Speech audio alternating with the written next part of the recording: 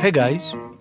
As we saw in the last episode, many blues artists started their recording career in the 1920s, after vaudeville blues singers had their first commercial success in the beginning of the decade. Now, phonographs and records had become widely available. In the South, about 20% of black homes had gramophones, and neighbors without one bought race records and played them on their French machines. The oral tradition of the blues had found another method of transmission. This music, made in the cities, once it was transported to rural areas on records, altered the shape of country blues forever. Songs gradually acquired a more urban character.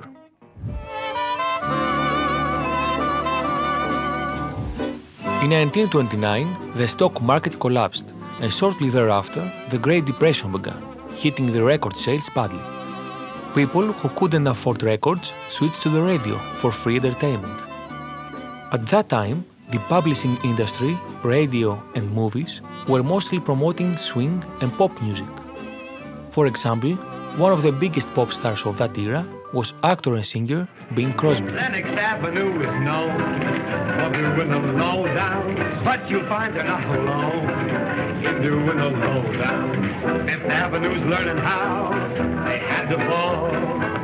Fifth Avenue does it now. That's not all. Whenever the folks high up to that mean lowdown, now there's no lowdown lower than that. Whenever the swells low down and become low down, there's no low down lower than that. Other popular music of that time came from vocal groups like the Mills Brothers. I ain't got nobody, and nobody cares for me. That's why I'm sad and lonely. Won't somebody come and take a dance with me? I sing sweet love songs all the time.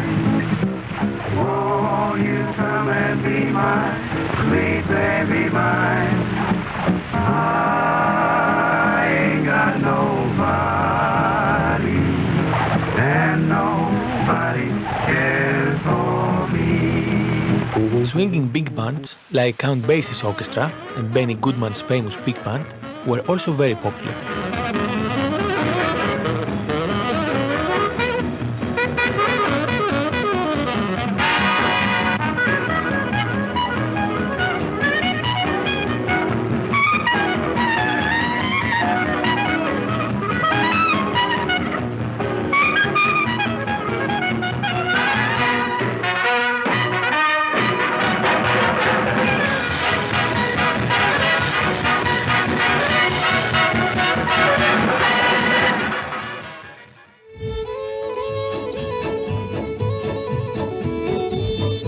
In the early 1930s, new, more sophisticated styles of country music emerged. For instance, Western swing developed in Texas, Oklahoma, and California. Western swing was a blend of country music, blues, swing, and Dixieland jazz. In its beginnings, it was just dance music with an up-tempo beat influenced by the Southeast string band tradition and local cowboy songs. Bands usually consisted of two fiddles, acoustic and steel guitar, upright bass, tenor banjo, and sometimes piano, brass, and reeds. In the mid-30s, drums were added too. Lamp on the table, picture on the wall, there's a pretty sofa and that's not all. I'm not mistaken, I'm sure I'm right. Somebody else in the parlor tonight. Ida Red, I'm plumb fool about Ida Red. Meanwhile, in the South and Southwest, thousands of barrooms, also known as honky-tonks, sprang up. Honky-tonk music was mostly upbeat mid-tempo songs played by a full rhythm section with the addition of the steel guitar and the fiddle, which were the dominant instruments. Many country artists began their career in honky-tonks, performing for working-class audiences. In this decade, the movie industry was already booming. So when singing cowboys like Gene Autry and Roy Rogers began appearing in Hollywood movies in the mid-30s, they became huge country music stars. Back in the saddle again, out where a friend is a friend, where the longhorn cattle feed on the lowly Timpson weed. I'm back in the saddle again, riding the reins once more. Nashville executives concluded that the cowboy image was better than the hillbilly image of old-time music.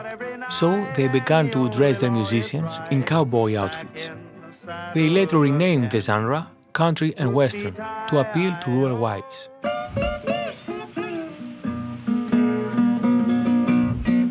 In the 1930s, many important figures of American music started their career.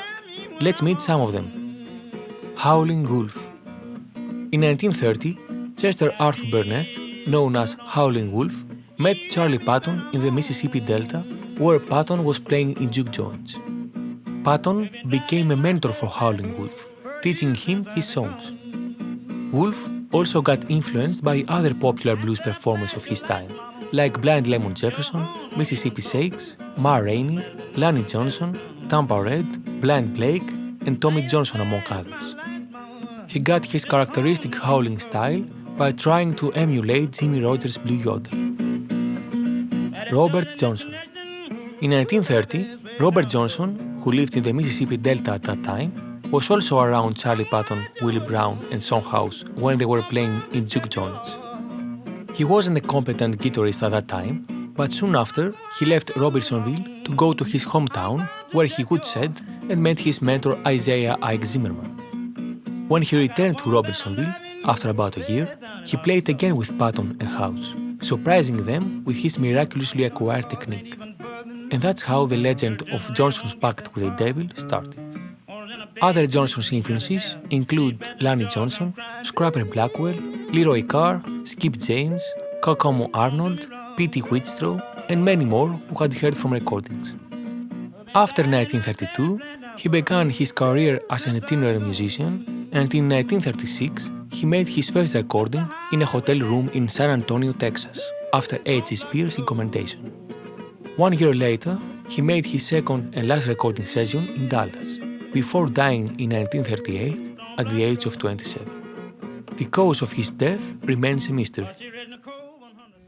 Skip James.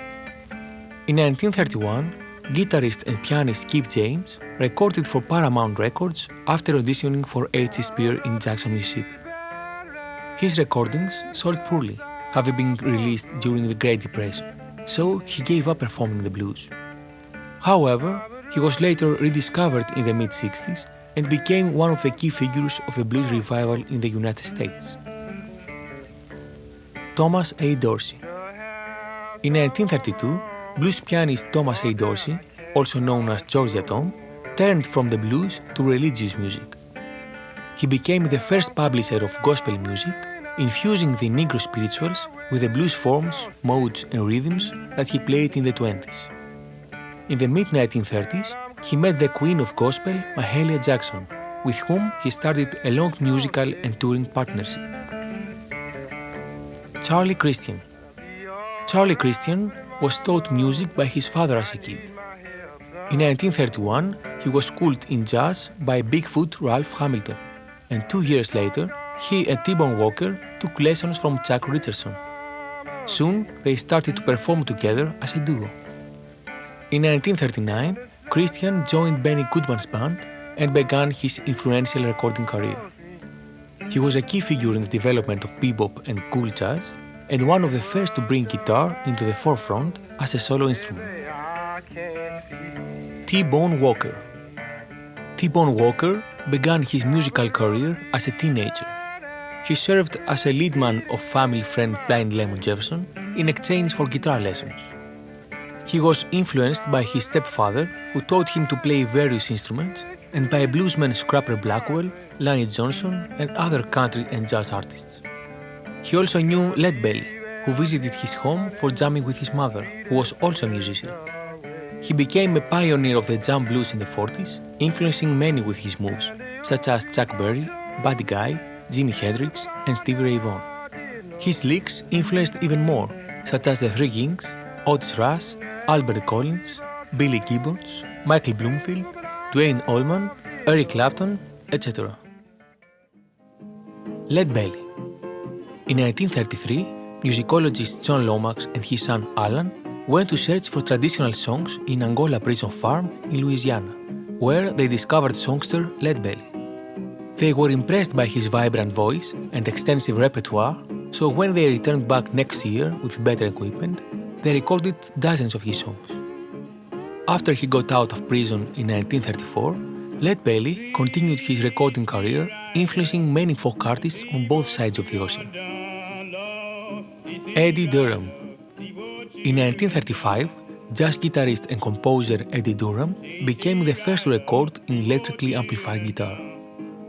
Durham was experimenting with resonators and megaphones to enhance the sound of his guitar since 1929. In 1937, Charlie Christian and T-Bone Walker, influenced by Durham, began playing electric guitar too. Bill Monroe. In 1938, the father of bluegrass, Bill Monroe, formed the Bluegrass Boys, and 1 year later, they appeared on the Grand Ole Opry show for the first time. They became one of the most famous touring country bands, originating a new music genre, bluegrass music. Alan Lomax. In the period from 1937 to 1942, ethnomusicologist Alan Lomax was an assistant in charge of the Archive of Folk Song of the Library of Congress. He is best known for his crucial role in the preservation and promotion of American folk music, as he recorded songs and interviews from Muddy Waters, Woody Guthrie, Lead Belly, Jelly Roll Morton, Big Bill Broonzy, and hundreds more. So, in the next chapter, we'll talk about the American music in the 40s and the emergence of rhythm blues. Keep in touch.